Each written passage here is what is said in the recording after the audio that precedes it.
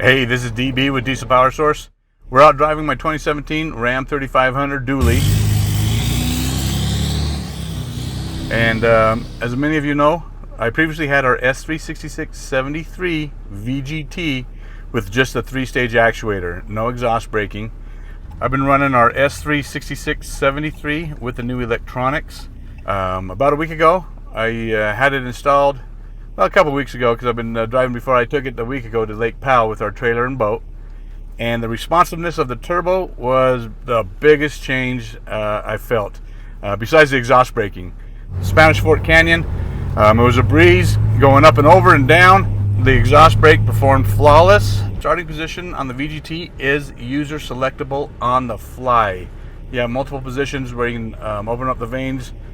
So it's getting ready. If you have high horsepower, you can adjust that where the starting position comes on at. So this is our control box, our wiring harness, and the other pigtail that'll go run over to the actuator.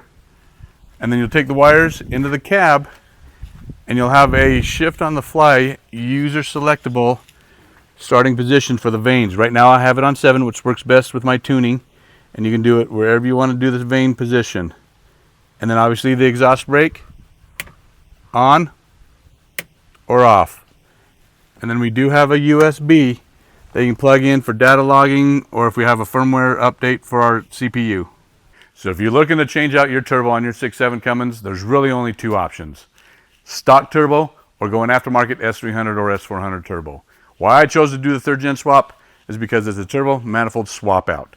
You get a standard turbo, waste gated, or you can do a VGT or a ball bearing, or even you can do a ball bearing VGT. You get the manifold. You get all the bolts and hardware to mount the kit in. Manifold bolts, clamp, oil drain, water block offs, because these turbos don't require coolant. This is how it mounts.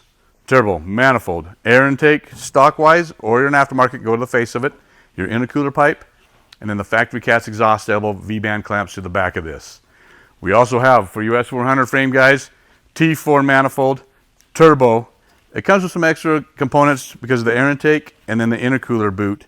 But this one's showing the VGT, and this one shows the V-band clamp to the factory cast exhaust elbow, but these are not included in our kits.